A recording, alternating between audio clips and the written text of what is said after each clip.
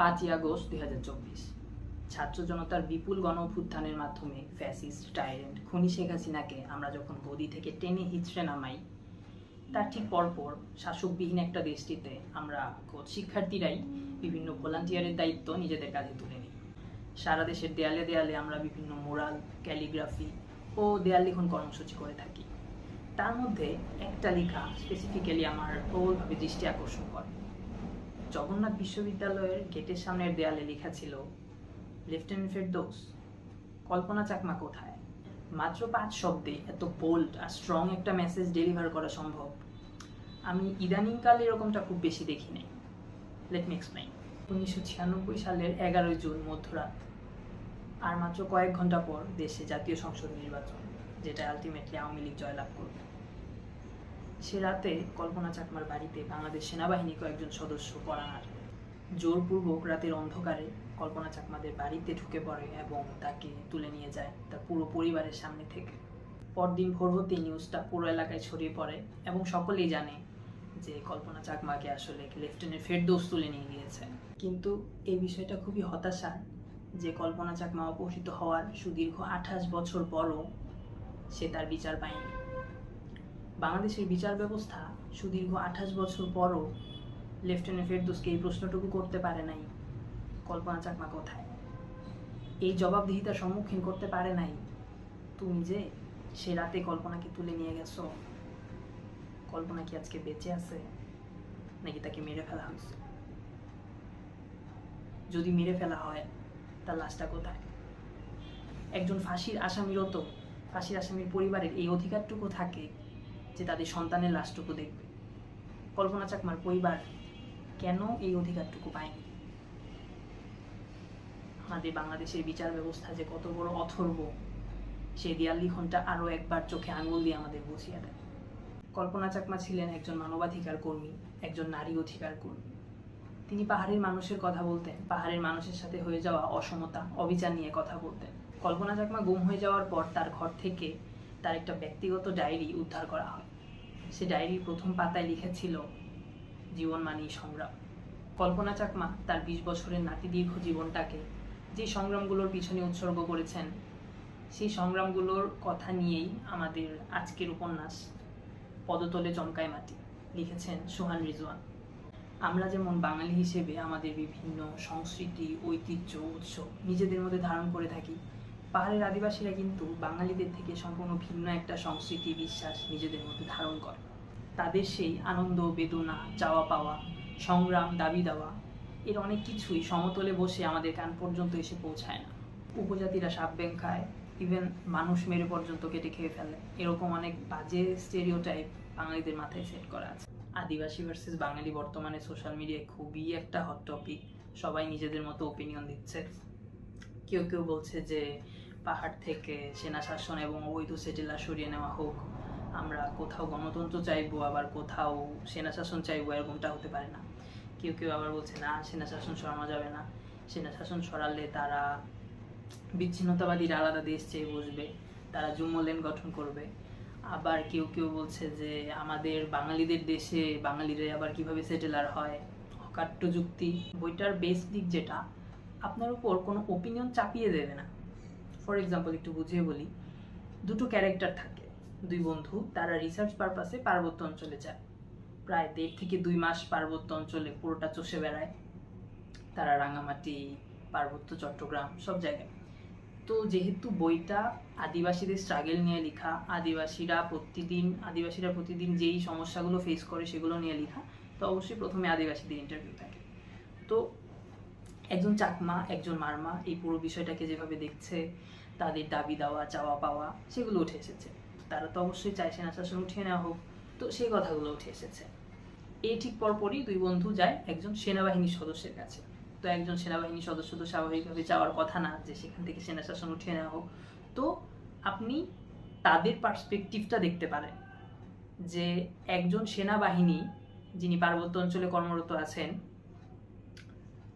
তার চিন্তা ভাবনাটা কি, তাকে যে সেখানে মোতায়েন করা হয়েছে তার পিছনে তাদের মাইন্ডসেটটা কি, তাদের জাস্টিফিকেশনটা কি, you get to see that. তারা যায় সেটেলার, যাদেরকে অবৈধ সেটেলার বলা হচ্ছে, সেটেলারদের কাছে যায়, তাদের কথাগুলো শুনে। তো আদিবাসীদের একটা বড় সমস্যা তো সেটেলারদের সাথে, সেটেলারদেরকে আদিবাসীরা পছন্দ করে না, সেটেলাররাও আদিবাসীদেরকে তেমন একটা পছন্দ করে না।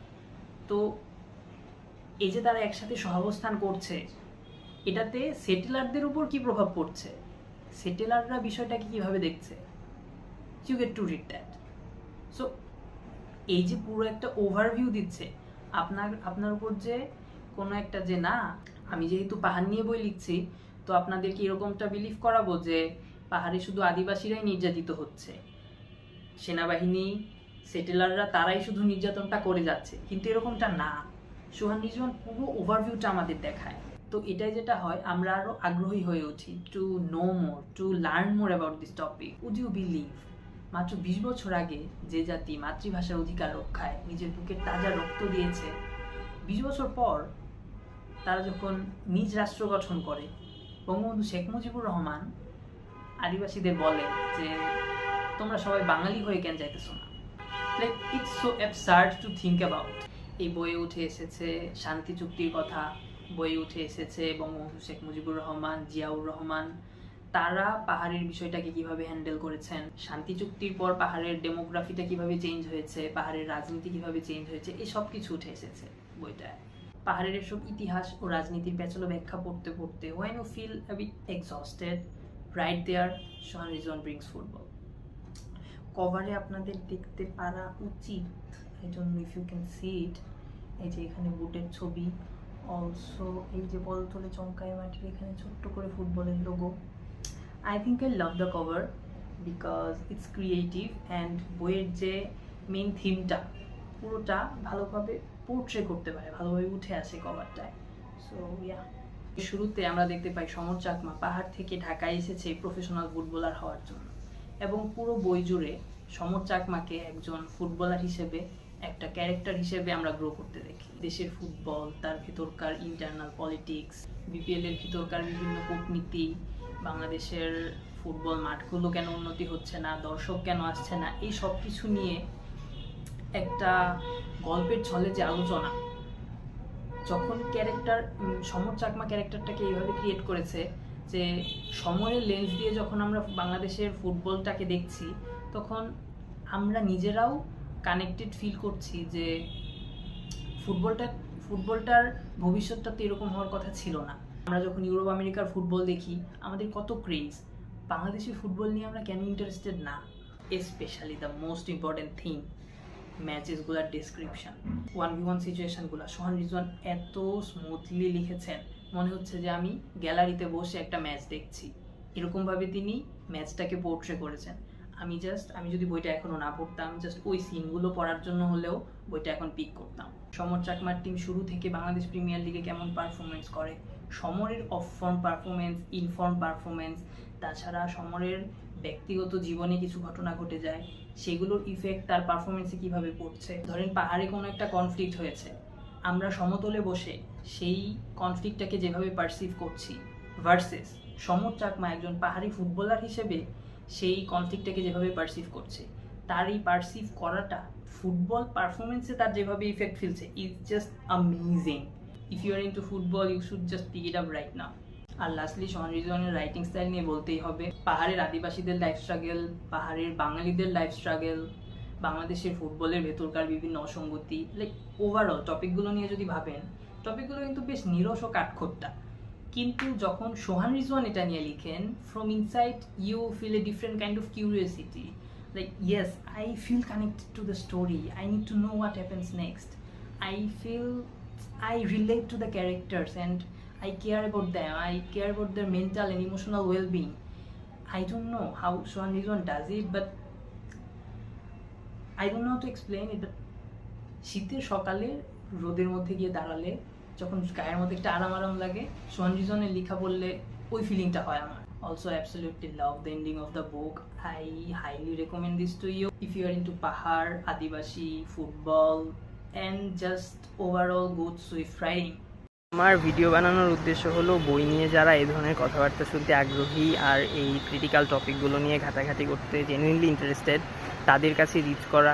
So if you can share the video, it would really mean a lot to me, and even if you can just thanks for watching.